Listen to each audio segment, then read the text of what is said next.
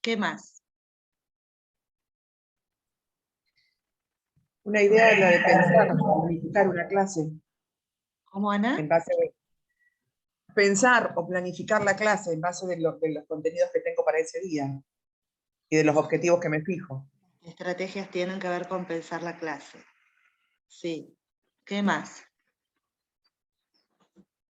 El recorte de la información del todo que tengo de la materia también sería un...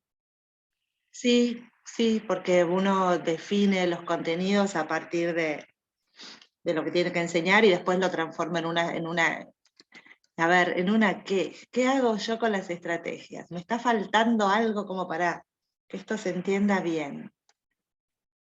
A ver si lo tengo en el chat. Un instrumento de estrategia. Pueden utilizarse, sí, en la cuestión de... Se utiliza a lo largo de toda la clase, Bruno.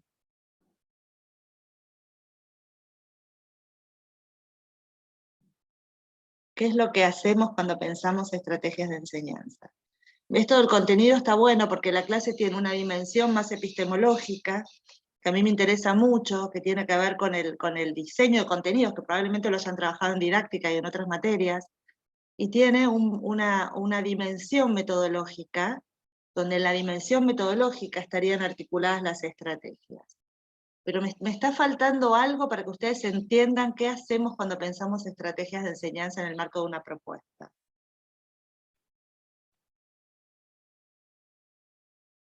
¿Cómo las define, por ejemplo, Nijovic en su libro?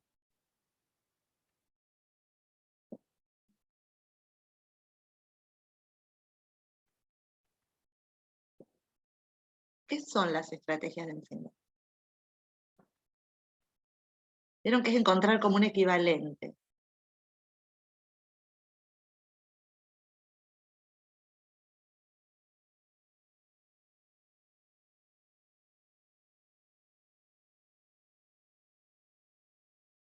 Cuando yo defino, busco una equivalencia que me permita comprender esta construcción de palabras. Y si cada clase no volvemos a revisar esto de qué es como que estamos navegando un mar medio como incierto. Técnicas. Esa palabra a mí me hace mucho ruido, porque lo técnico es como si fuera receta, ¿no? Como si yo tuviera que hacer siempre lo mismo y nada más distinto acá.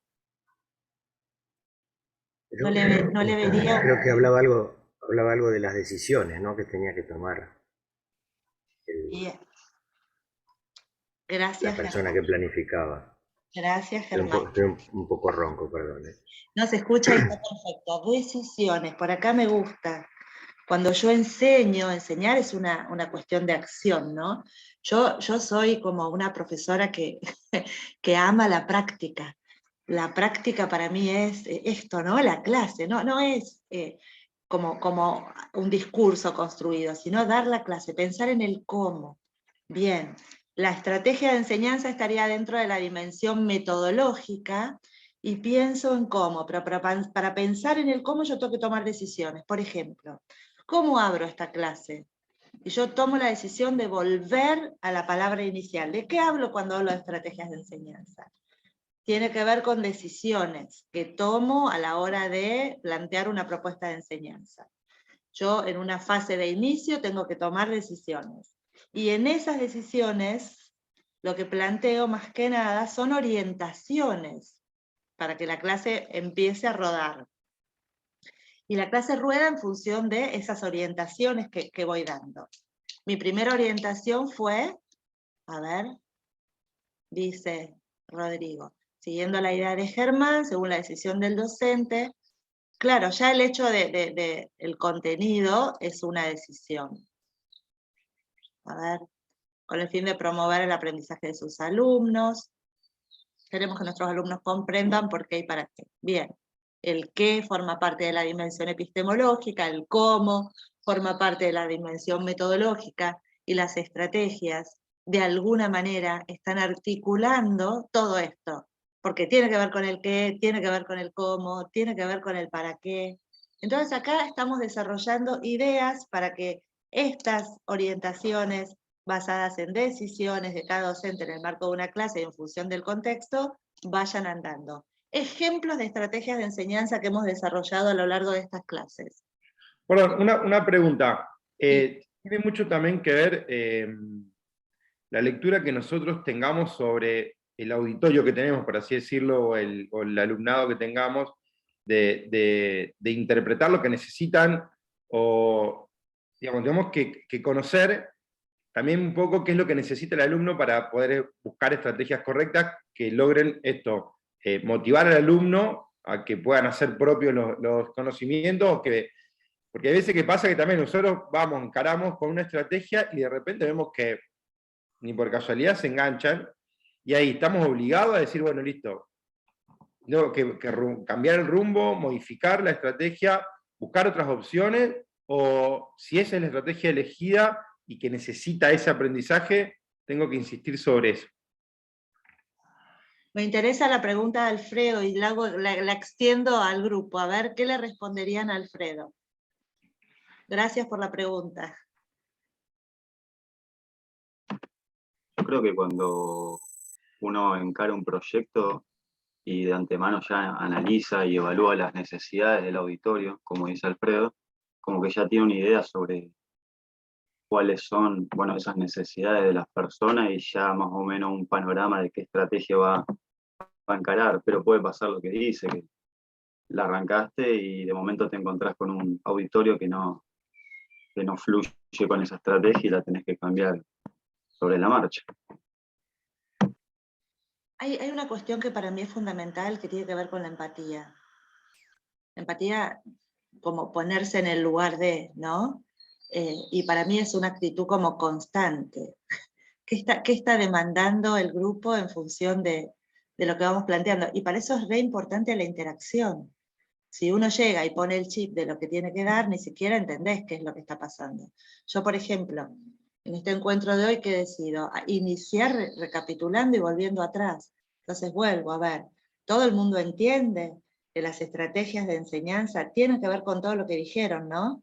Tiene que ver con la forma en la que presento la clase, tiene que ver con las mediaciones que elijo para que el conocimiento de alguna manera se ponga en juego, tiene que ver con pensar la clase en clave de habilitar escenarios, tiene que ver con orientaciones que tomamos para el desarrollo de la clase, con decisiones a medida que la clase va transcurriendo. Tal vez esas decisiones, como preguntabas recién, pueden ir cambiando, o puedo ir modificándolas, pero bueno, eso también requiere un docente más experto, porque cuando uno a lo mejor recién empieza, tiene como un plan un poco más estructurado, pero después como que vas viendo cuál es la demanda y el plan se hace en función de esa demanda.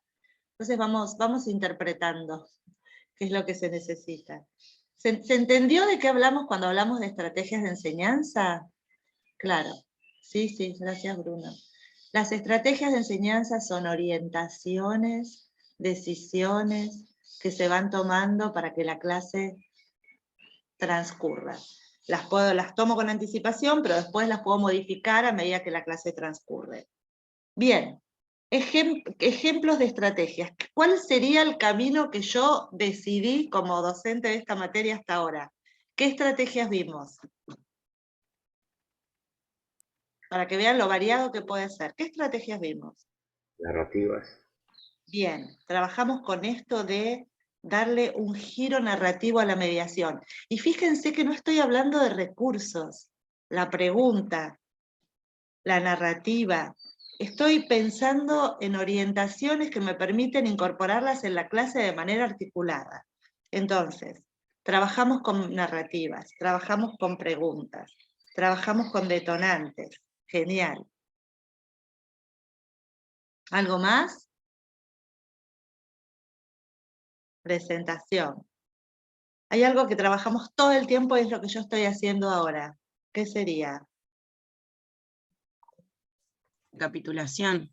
Recapitulación. Para mí la recapitulación es una manera reflexiva de volver a ver. Y fíjense el debate, fíjense lo que pasó. ¿Qué fue más fácil? ¿Definir de qué hablamos cuando hablamos de estrategias de enseñanza o dar ejemplos? ¿Qué le fue más fácil? Y dar ejemplos. Dar ejemplos. Fíjense qué notorio, ¿no? Dar ejemplos. Y estos ejemplos, tanto las narrativas como las preguntas, como los detonantes, permiten la toma de decisiones a la hora de pensar en una clase. ¿Bien? De estos tres, ¿cuál les resultó más interesante?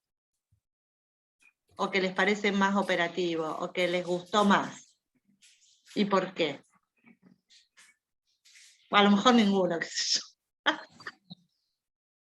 Los detonantes, dice Rodrigo. ¿Por qué, Rodrigo?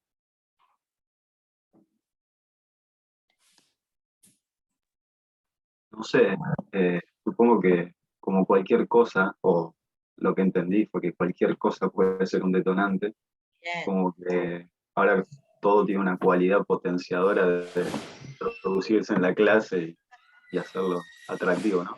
¿Viste qué genial eso? Yo digo que uno se pone el chip didáctico y todo lo que ves decís, wow, esto está buenísimo para llevarlo a la clase. Y eso es lo mejor de todo, porque es como que tenés mente didáctica. El detonante, porque siento que apela a la capacidad del alumno de crear, relacionar, razonar. Bien, todo puede detonar. Y acá alguien puso las preguntas. Profe, Sí, quiero preguntar una sí. duda. En el caso de que se lleve una narrativa, ¿no es un detonante? O sea, ¿son separados? ¿Cómo sería? Si yo llevo una narrativa, digamos, como algo para empezar la clase y demás, ¿no se transforma en un detonante? ¿Cuál sería la característica del detonante? A ver, Lo que a lo mejor no ayúdenla a entendí. Ana Belén. ¿Cuál sería la característica de un detonante? Yo creo que si yo llevo una narrativa a mi clase de teoría de circuitos, probablemente funcione como detonante, pero en otra área podría no serlo, si Bueno, habitualmente trabajan con narrativa. tiene la intención de crear mecanismos de interacción, según el autor ese que... O sea que la narrativa podría ser un detonante. Claro, pero depende mucho del tipo de narrativa, de cómo vos lo utilices en la clase. Por eso digo que son orientaciones y decisiones. Vos podés llevar cualquier cosa como detonante, pero también le podés sacar la cualidad de que detone, lo desactivás. Que eso muchas veces pasa, ¿no? A veces nuestras orientaciones no utilizan la potencia y lo desactivan. Litwin hacía una caracterización muy interesante. Ella decía que todo puede ser ilustrativo y también puede ser enriquecedor de la comprensión. Entonces, está buenísima la pregunta y también las orientaciones que dan acá estas argumentaciones de Franco y de Rodrigo. El objeto es neutro en sí mismo. Una narrativa puede ser un objeto. ¿De qué depende? Y está buenísimo esto que estamos construyendo. Depende de la orientación y de la decisión de cómo vos lo introduzcas en tu clase. Entonces uno de algo puede hacer como un misterio, o no, o lo puede usar como algo ilustrativo. Entonces es como un rompecabezas maravilloso. A lo mejor de la nada misma podemos hacer una maravilla. Vamos bien, me gusta. Entonces, estamos recapitulando. Para mí es re importante recapitular, porque si no parece que la clase que ya di ya pasó. Y vieron que siempre tenemos esta secuencia lineal, de que esto ya lo di, ya pasó, y sigo por otra cosa, y sigo por otra cosa. ¿No les cierra mejor ahora esto? A partir de este rato de recapitular, porque piensen que en el aula, esto de poder hibridar, ustedes en el aula virtual van teniendo materiales, ¿no? Pero en el mientras tanto vamos reanudando lo que veníamos dando. ¿Me siguen más o menos por ahí? Y le vamos dando otro sentido, otro color, otra dinámica. Entonces, hasta ahora tenemos narrativas, preguntas, detonantes, recapitulaciones. Las recapitulaciones me dan por tierra el repaso. ¿Ustedes dirían que esto es un repaso? ¿Este diálogo es un repaso? ¿O va un poco más allá del repaso?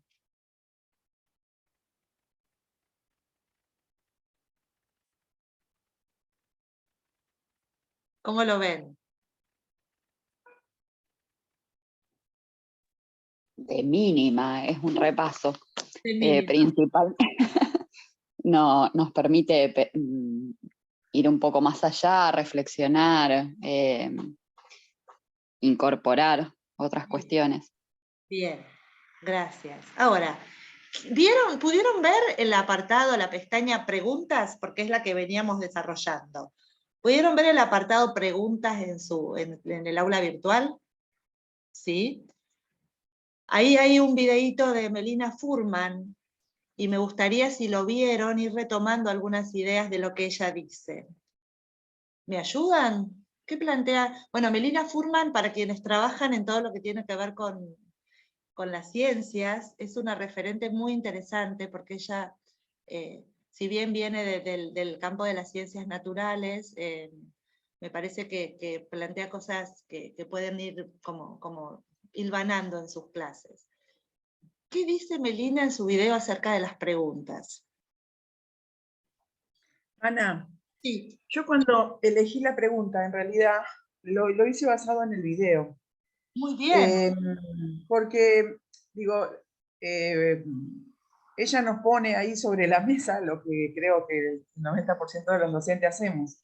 En todas las clases nosotros siempre generamos alguna pregunta, ya sea para saber si entendieron, no entendieron, de las diferentes modalidades. Pero lo que deja muy claro es que en esa formulación de pregunta uno transmite, no solo transmite, genera ese ida y vuelta con el alumno que le permite pensar. Entonces yo elijo pregunta porque me parece una herramienta muy, muy integral, el detonante pensaba, ¿no? Puede ser para una clase, pero no puedo ir todos los días con un detonante, o sí, no lo sé, pero me parece que va a llegar un momento que va a ser, que se va a naturalizar. En cambio, en la pregunta es un enorme esfuerzo, obviamente, es un trabajo complicado y complejo, pero me parece que hacer ese desafío es interesante, porque logra, todos los detonantes tienen este objetivo que es hacer pensar al alumno, hacerlo reflexionar sobre determinado contenido. Y me parecía que la pregunta tenía ese valor de transversalidad importante. Genial, genial lo que decís, Ana, porque también puedo combinarlo, ¿no? Yo puedo elegir un detonante, combinar ese detonante con una narrativa, combinar esa narrativa entrelazada con preguntas, y se transforma en una gran clase, ¿no? En una super propuesta. En una super propuesta. A ver, ahora les voy a contar bien a dónde voy, pero me gustaría un poquito más de Melina Furman. Una de las cosas que dice Ana ¿Qué es... idea les quedó? A ver, dale, que me encanta hablar sobre el video. No, ella habla que lo que siempre ha encontrado son las preguntas fácticas, ¿no? Que está Ajá. muy bien que estén, pero no pueden ser nunca las únicas. Eso es un poco lo que ella presenta, y habla de la pregunta más profunda, la pregunta que obliga a pensar, a reflexionar, que tiene que hacer que los alumnos hagan otra cosa distinta, ¿no? A esa respuesta sí, no, tan corta, sin procesamiento de alguna manera. Genial tu aporte, Germán. La pregunta fáctica es necesaria, pero no suficiente.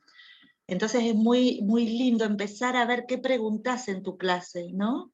Yo lo planteo todo el tiempo. Quienes están enseñando ahora, quienes están planteando propuestas de enseñanza, empezar a centrar un poco más esto en la pregunta, porque la pregunta es la que pone en movimiento el pensamiento. Que no es necesario que tenga signo de pregunta, pero es desafiar todo el tiempo a pensar. Y a pensar desde distintos tipos de preguntas.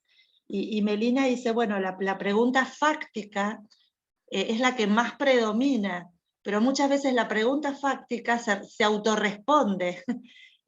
No sé si algunos de ustedes trabajan en la escuela secundaria, pero la escuela secundaria tiene una proliferación espantosa de preguntas fácticas, donde hay mucha guía, donde se responde con el mismo renglón que está subrayado en el texto, y eso no genera pensamiento. Y muchas veces en las clases de la educación superior también. Entonces, que la pregunta fáctica asiente, pero que siga un poquito más. Gracias, Germán, excelente tu aporte. ¿Qué más nos dice Melina? En relación a eso, no, yo no llegué a verlo, pero ahora que trae eso, me trae en mi experiencia personal, que estoy muy acostumbrada a eso, como a responder lo que el renglón dice o el texto dice, y desde que empecé el profesorado, que tiene otra forma de preguntar o de hacer la guía de lectura de los textos, desde el año pasado fue como que el primero fue, digo, ¿cómo hago esto? ¿De qué manera? ¿Cómo? Porque me llevaba a eso, a toda una reflexión y a armar una respuesta desde otro lugar que no estaba acostumbrada. Entonces para mí las preguntas interpelan lo que estamos dando, o nos lleva a interpelarnos tanto lo que entendemos como lo que está sucediendo, o lo que nos pasa con lo que sucede. Y bueno, me llevó a interpelarme totalmente cómo venía interpretando y cómo yo también venía haciendo preguntas en relación a lo que enseñaba y demás. Como darle un giro a eso y preguntar de otra manera. Bien, buenísimo. Buenísimo porque es como poner el eje en la reflexión, ¿no? Si no reflexionamos sobre lo que estamos haciendo, hay algo que no sucede. Y ahí lo maravilloso del detonante, pensar en un objeto, claro. Está buenísimo lo que plantea acá Rodrigo, ¿no? Pensar un objeto narrativa que tenga una apertura de reflexión y preguntas sobre un contenido en particular. Ahí va. Dense cuenta que todo esto que venimos haciendo como pequeños peldaños, ¿por qué elijo recapitular como orientación? Para que se den cuenta que está todo relacionado, y por eso me gustó esta pregunta. ¿Cuándo es un detonante? Es un detonante si lo inventamos como detonante, como cada cosa que hacemos en la clase. Sigamos un poquito más con esto de la pregunta. ¿Por qué incluyo yo el video de Melina Furman? Porque creo que te interpela, ¿no? Y seguramente quien no lo vio ahora lo va a ir a ver. Porque ella va haciendo todo un recorrido a partir de una investigación de qué es lo que se pregunta y cómo esa pregunta te está dando una característica de lo que yo estoy enseñando. Y digo, ¿no? ¿Por qué no presentar una propuesta de enseñanza o una clase con una pregunta? ¿Por qué no transformar los títulos de mi clase en preguntas, en interrogantes? ¿No plantea un desafío distinto ya de entrada? Porque el pensamiento funciona en relación a las preguntas. Y lo que pasó hoy es genial. Fíjense lo que está sucediendo. ¿Cuántas preguntas llevan haciendo ustedes? Como 3 o 4. Y a mí no me puede pasar nada mejor. ¿Y qué hago yo como docente? Que está bueno que ustedes también lo vean. ¿Las respondo? ¿Les doy respuesta?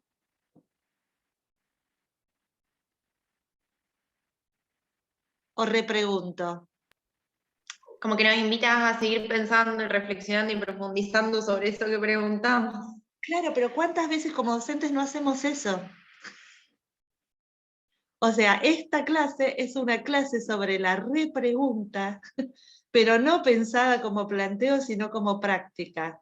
Entonces, ¿qué elijo? Volver a revisar las estrategias para que veamos que una cosa es formular la pregunta, otra cosa es ver qué hacemos con las preguntas de la clase, y otra cosa es fomentar un diálogo donde el mismo grupo pueda responder la pregunta en función de los interrogantes que van surgiendo. ¿Me siguen hasta ahí? Entonces, la pregunta no es algo como psicólogos. Claro, sí, pero en realidad, claro, la pregunta es una estrategia. Y es una estrategia re simple, chiquita, mínima, y con eso ya cambio algo con la pregunta. Y sepan que hay muchos tipos de preguntas, eso lo tienen en el apunte de Anijovic. Vean que la pregunta de alguna manera nos lleva a generar un diálogo, y que la pregunta didáctica va a estar enlazada en todas las estrategias que tengamos. A ver cómo ando de tiempo. Bueno, media hora para recapitular. Ahora vamos a avanzar un poquito más en una cuestión que me interesa profundizar, antes de apelar a algo un poquito más complejo, que tiene que ver con una posibilidad de incorporar otras estrategias. Ahora, ¿qué es lo que vamos a hacer ahora? Vamos a ir como complejizando las estrategias, a partir de estrategias que tienen una composición un poquito más complejas. ¿Vieron en didáctica algo sobre los casos como narrativas complejas que pueden ser estrategias de enseñanza? Me asesino.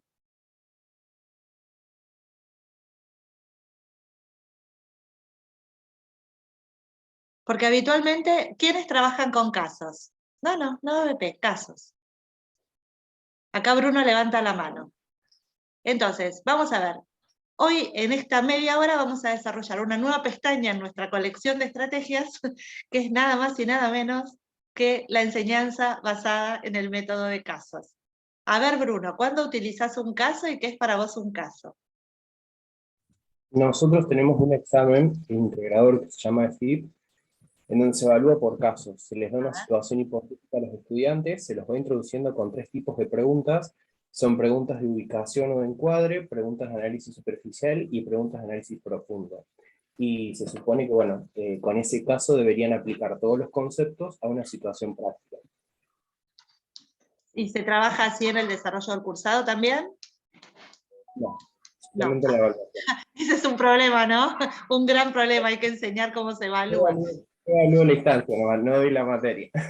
Bien, pero fíjense esto, ¿no? Se evalúa de una manera que no es como se enseña, los casos habría que llevarlos a la práctica de la enseñanza. ¿Qué es un caso? A ver, vamos por esa pregunta. ¿Y quiénes trabajan con casos? Yo sé, acá somos 34, seguramente además de Bruno, hay un montón de ustedes que laburan con casos. A ver, ¿qué es un caso? ¿Y cuándo utilizan un caso? Yo también, profe. A ver, contame. Pero nada que ver con lo que hace, son casos clínicos, o sea, historias de pacientes, digamos. Bien. Epicrisis o historias clínicas. Bien. ¿Y qué hacen después con el caso en el marco de la clase? Se dan el principio de la clase antes de desarrollar el tema, digamos, lo teórico, se explica el caso clínico, se lee un caso, y después, cuando explicás la teoría, lo vas desglosando. Y en el final tiene 2 partes, un escrito y un oral. En el oral se hace con caso clínico. Bien, y se el trabaja caso más o menos de la misma modalidad que se hizo en clase. Bien. Entonces, el caso clínico como la situación de un paciente, que también se llama así, pero que no es lo que yo estoy planteando, y está buenísimo. Sigamos andando. Gracias, Gabriela. Entonces tenemos un caso, como dice Bruno, como situación hipotética. Un caso, como dice Gabriela, como caso clínico, que en las carreras que tienen que ver con la salud muchas veces se trabajan de esa manera. ¿Quién más trabaja con casos? Yo también, desde lo contable. Ay, me encanta, a ver.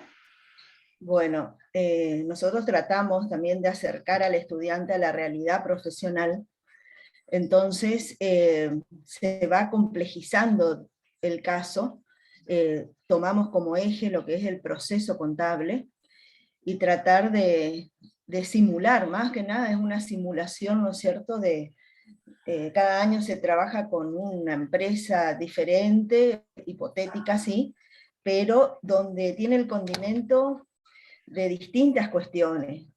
Lo contable obviamente es lo central, pero también tiene una cuestión de contexto, de estudio de la empresa desde su punto de vista económico, jurídico, o sea, se va complejizando y al final la idea es que él pueda ver, digamos que la contabilidad no es una disciplina que está solita, sino que se ensambla con interdisciplinariamente, o sea, como trabaja un contador en nuestro caso, ¿no? Que no es que hay un día para la contabilidad, sino que o sea, lo que muestra el caso para nosotros es la complejidad de la labor profesional. Bien, me gustó esto que dijiste, ¿no? Como mostrar un fragmento de la realidad a partir del caso. Bueno, les voy a contar que esto es algo que se inició en Harvard con 2 escuelas, con la Escuela de Medicina y la Escuela de Economía, de buscar la posibilidad de llevar un fragmento de la realidad a la clase de una manera simple, vinculada sobre todo con la narrativa. ¿Por qué doy el caso? Porque el caso vincula la narrativa con la pregunta. Entonces, ¿cómo se lleva ese fragmento de la realidad a la clase?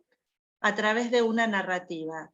¿Por qué digo que es diferente de cómo estamos acostumbrados a pensar los casos? Porque recuerden que la narrativa te conecta además con algo que es emocional.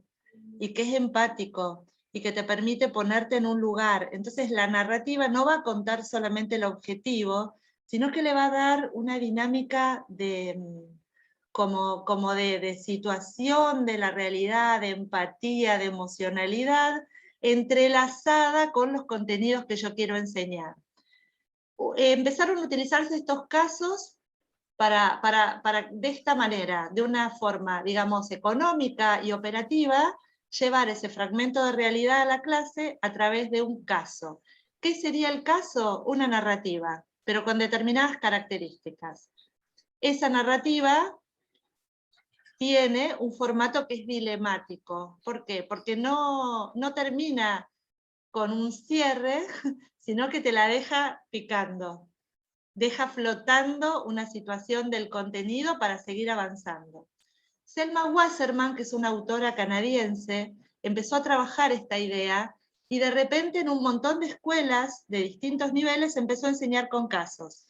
Entonces el caso, como narrativa dilemática, arranca un proceso de enseñanza que tiene una serie de pasos posibles y una forma de andar que es, a ver qué dice, nos permite como docentes ver cómo lo continuarán. Claro, la idea sería que yo no presento el contenido desde una explicación, sino que es lo que hago, tiro el caso. Pero el caso que es una hermosa narrativa que te hace meterte adentro de la clase a la manera de me tiro en la pileta, y donde cada personaje que aparece tiene como una dimensión humana, o sea, digo, le sacamos la objetividad y lo transformamos en una narrativa. Hay incluso como bancos de narrativas y de datos, pero en esa narrativa se encuentran entrelazados los contenidos que yo estoy enseñando, aunque no lo diga en ese momento. Entonces, ¿qué es lo que hago con el caso? El caso tiene este formato narrativo como lo venimos pensando, y a su vez, después de ese caso lo que viene son preguntas, pero preguntas críticas, que en general se trabajan grupalmente. Una vez que pasamos el grupo de trabajo, se hacen todas las actividades como de ampliación, donde cada grupo busca material teórico, posibles videos, hasta objetos culturales no identificados, como pueden ser, no sé, memes, podcasts. Y una vez que esos grupos trabajan todo eso, se hace una presentación global donde cada grupo y cada estudiante dialoga con los profesores acerca de ese desarrollo de caso. ¡Wow! ¡Qué bueno que estás!, ¿no? ¿Qué hora es? A ver cómo estoy. Un desastre. Yo no sé si esto va a salir. Yo tengo acá un caso grabado. Vamos a ver si sale bien. Pero bueno. ¿Les gusta la idea? ¿Les parece atractivo esto? El libro de Wasserman para mí es un caballito de batalla maravilloso. A ver si sale. Dura más o menos 5 minutos, creo, y es como un cuento, que a ver si se puede escuchar. Ustedes díganme si se escucha, pero tienen todos los micrófonos apagados, así que yo calculo que se va a escuchar. Es un caso que tiene que ver con lo social, pero que trabaja algunas temáticas que nos pueden interesar globalmente, o sea, yo tomo por ahí algo que no es específico de ningún área, pero que puede ser específico de todas porque son conocimientos generales. Vamos a ver si se escucha.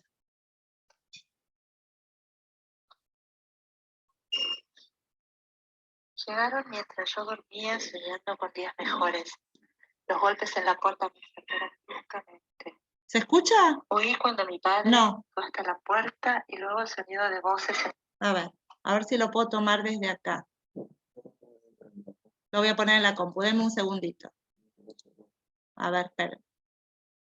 Charan, ahí está. Ok. Denme un segundo, porque no tengo acá el... Bueno, este caso está tomado del libro de Selma Wasserman, se llama Bienvenidos a bordo. Si no lo puedo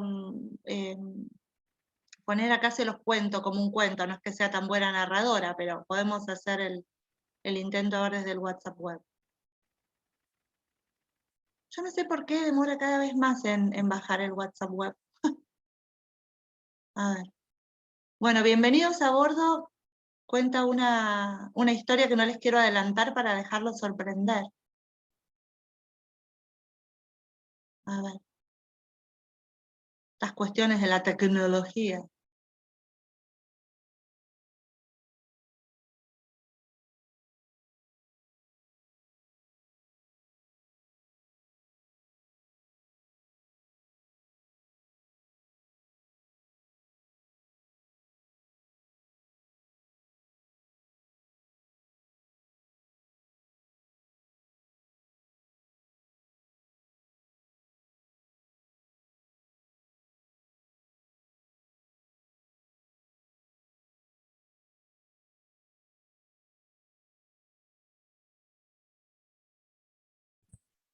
Profe, aprovecho de Sí. por cómo es la evaluación. Si vamos a tener un trabajo final o vamos subiendo los trabajos en la carpeta.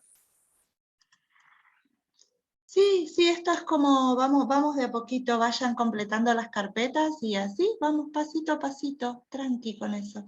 Sí, vayan viendo los materiales de cada encuentro, porque si no después va a ser difícil seguirlo, ¿sí? Porque fíjense que ahora estoy articulando todo, pero los repasos de cada clase también vienen bien, como para poder ir probando, ¿sí? Genial, gracias. Pero vayan viendo que cada cosita, si uno la va haciendo de a poquito, va. Pero si lo quieren hacer todos juntos, se les va a complicar. Porque cada clase le vamos sumando un poquito más o un pasito más. A ver. Oh. ¿Por qué me demora tanto? Yo no puedo creer.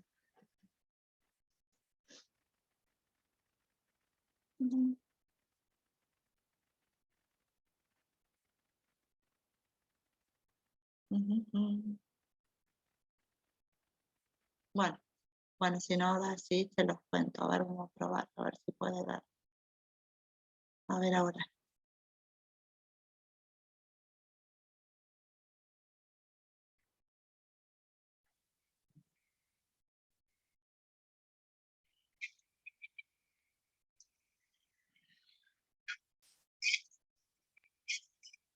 ¿Ahora se escucha?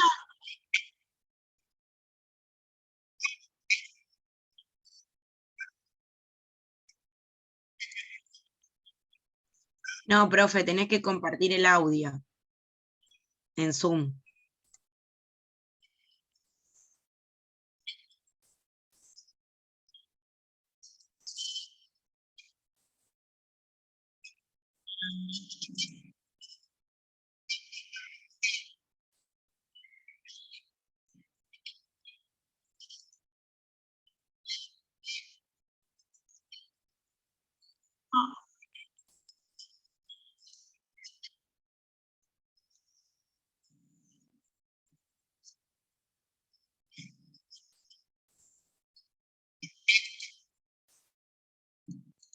O sea, bueno.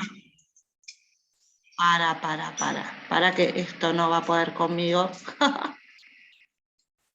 Y a veces parece tan fácil esto y después se me complica todo. Ahora están compartiendo esto. Bueno, hagamos una cosa. Vamos a ir a la cosa más simple. Porque ahora no lo puedo ampliar. Top share. Vamos a hacer así, yo se los cuento. Se los cuento, voy a hacer así de narradora. Bueno, el caso se llama Bienvenidos a bordo. En la ciudad de Hamburgo, en 1939, vivía una familia de judíos alemanes. Y esta historia está contada por un niño de 10 años que una noche golpean la puerta, se llevan a su padre, las SS, y a partir de ese día todo cambia. Los abrigos de él y de sus hermanitas cuelgan sobre el perchero, y hay algo que hace que no entienda muy bien qué pasa, porque la madre empezó a reunir objetos de valor, a la semana fue con un bolso cargado de Deutschmarks y de todos estos objetos, y lo llevó a una casa de empeños, y a los 2 o 3 días había vuelto el padre absolutamente demacrado y muy preocupado por la situación. Ellos ya no podían ir más a la escuela, sus abrigos colgaban del perchero.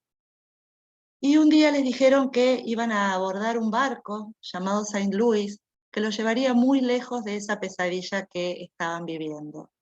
Habían comprado a funcionarios cubanos unos permisos para poder bajar en el barco una vez arribado al puerto de Cuba. Una vez que se embarcaron, la vida era como un sueño, ¿no? Se habían llevado todo lo que podían, porque no iban a dejar más nada en ese lugar y probablemente no volverían nunca más a su casa. En el barco había helado, él había comido helado muy pocas veces en su vida, y hasta una pileta de natación. Cuando estaban por llegar a Cuba, el capitán Schroeder les avisó que no iban a dejarlos bajar. Alrededor de 400 judíos alemanes en ese barco, que todos habían comprado los permisos, debían volver inmediatamente a Hamburgo. El capitán Schroeder sabía que si volvían, lo más probable era que su destino fuera muy complicado. Entonces empezó a dar vueltas en círculo, buscando un país que pudiera recibirlos. Mandó mensajes a Canadá y Estados Unidos, ninguno de los dos países permitieron que este contingente bajara, pero sí logró que 4 países, Bélgica, Francia, Holanda e Inglaterra, les permitieran bajar y el destino de cada familia sería decidido a la suerte. El niño no sabía cuál sería el mejor destino, su papá los representaría en el sorteo, pero esperaba que fuera un lugar diferente a Hamburgo, donde la pesadilla había sido de terror. ¿Cuál será el país al que esta familia fuera en su destino y qué habrá pasado con ellos? Eso es un caso. Por supuesto se los conté más cortito y perdón por no tener mucho esta cuestión de cómo poner el audio. Bueno, ¿qué pasó con este caso? ¿De qué se trata el caso?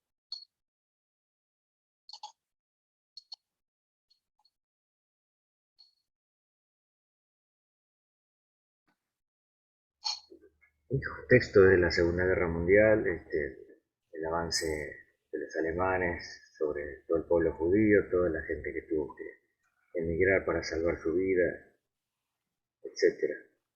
Bien, ¿de qué más trata el caso?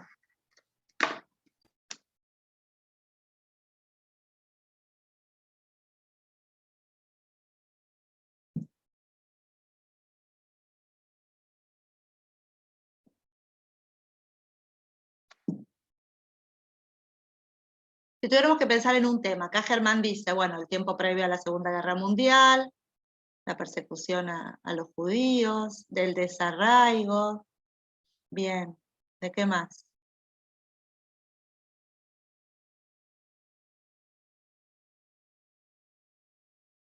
No sé, podemos decir de las emociones, proyectos, destinos, familia. Bien. Una historia singular en el marco de un momento histórico. Bien. ¿Se dan cuenta que lo que yo cuento no es una cosa descarnada del objetivo, sino que es una historia? ¿Qué sería el caso? Un instrumento narrativo donde están entremezclados los contenidos. Es muy interesante porque puede ser de la historia de la ciencia, puede ser de cualquier temática, cambiar sobre la marcha la estrategia. ¿Por qué eso, Magdalena? Claro, porque, bueno, buenos días. Escuché, me he cortado porque ando medio mal internet, pero entiendo que el capitán, claro, al no dejar que desciendan a los pasajeros, tiene que cambiar la estrategia. Bueno, ¿qué hago? Mando mensaje, claro, mando mensaje, busco otro lugar, busco otro destino, ¿cómo los ubico? Bueno, y sobre la marcha, porque bueno, tengo a la gente ahí, ¿qué hago? No tengo tiempo para sentarme a pensar, a deliberar, a ver qué hago, a dónde voy, cómo los reorganizo. Pero fíjate qué buena pregunta, ¿no? La de Magdalena. El caso, entonces, ¿entendió lo que es un caso? Es un instrumento de forma narrativa, dilemático, en el cual están volando los contenidos sin que se dé cuenta quien está escuchando el caso. Pero hay mucho contenido en un caso. Vamos a ver algunos ejemplos. Les tiro este como apertura. Combina la narrativa con la pregunta. ¿Por qué? Primero pregunto genérico, ¿de qué se trata el caso? Pero después, fíjense todo lo que se puede preguntar. ¿Cómo era la vida de esta familia que vivía en el Hamburgo del 39?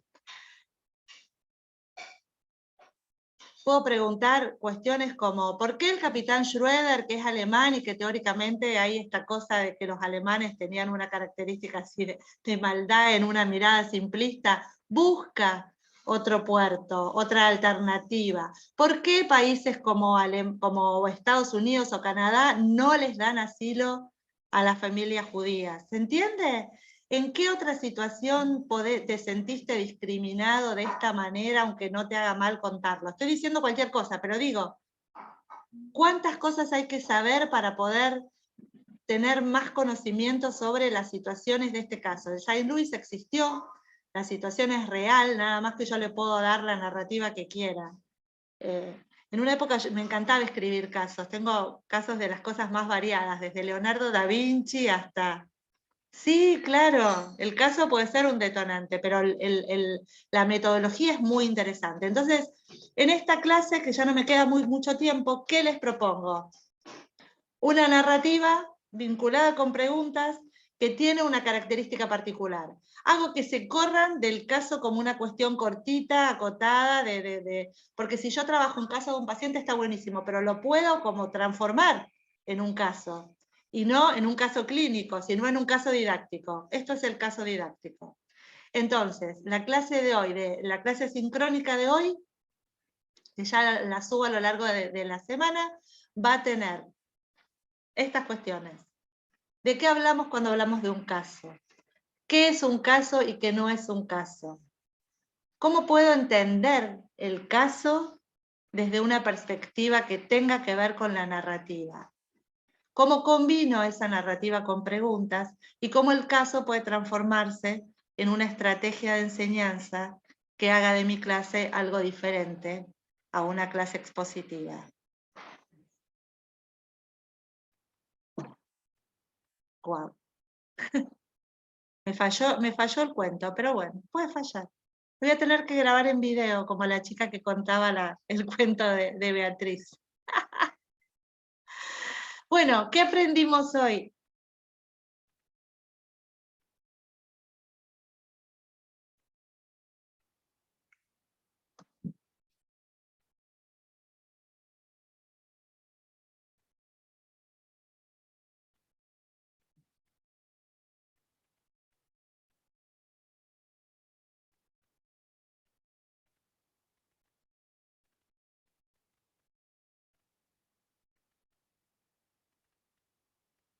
A ver. Ay, me gustó esto el derecho internacional humanitario de Ana. Sí, el texto en este caso puede actuar como, pero no me pusieron nada ni en el chat. Ay, qué mal que estoy. Un desastre entonces la clase. Puede ser una nueva, aprendimos hoy una nueva estrategia de enseñanza. Sí, una nueva estrategia de enseñanza que son los casos didácticos. ¿Qué más aprendimos hoy? ¿Qué se llevan hoy? ¿Valió la pena estar a las 8 de la mañana acá o no? Que podemos extraer la objetividad de un contenido. Sí, está buenísimo, Rodrigo. La objetividad también estaría el conocimiento, ¿no? Pero le doy emoción, suspenso, porque fíjense que acá, ¿a qué país? ¿En qué país se hubieran salvado? ¿En uno solo? ¿En cuál?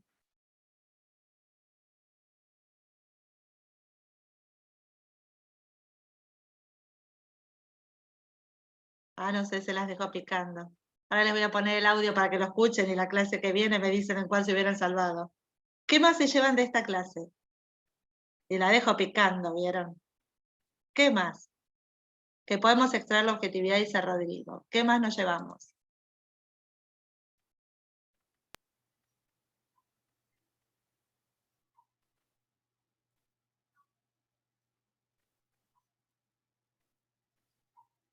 En la clase vimos todo el recorrido previo, retomamos el tema de las estrategias, Bien, un recorrido del día 1 hasta la fecha, ¿no? Bien, la repregunta, el recorrido. Está buenísimo volver a recorrer, porque les va quedando más claro, ¿no? Por dónde vamos, qué decido, qué orientaciones tomo. Y tengo una galera mágica, donde la pregunta es una estrategia, pero también el caso didáctico. Y el caso didáctico combina lo que venimos viendo hasta ahora. Por eso hice como una vuelta atrás. Bueno. Recapitulación. La recapitulación, gracias, Cleusa. Entonces, entre hoy y mañana subo el material de caso didáctico. Vayan siguiendo las propuestas asincrónicas, porque se combinan con las propuestas sincrónicas, y lo que yo quiero hacer en esta horita es más que nada esto, ¿no? Interactuar, para poder generar en forma conjunta cosas. Entonces, les voy a poner el caso, y para la próxima vamos a arrancar también con revisar los casos, y la idea es que ustedes produzcan un caso, así que vamos por eso. Que tengan una buena jornada de trabajo. Ya estoy en tiempo. Un abrazo, saludos. El próximo es feriado. Bueno, el próximo, pero les voy a dejar entonces más material, algo del libro de Selma Wasserman, el caso, para que la clase que viene la podamos hacer más larga en lo asincrónico, y nos vemos el próximo, el que viene. Que disfruten del fin de largo, que vamos a poder dormir un poco más el sábado. Les mando un abrazo. Hasta luego. Gracias.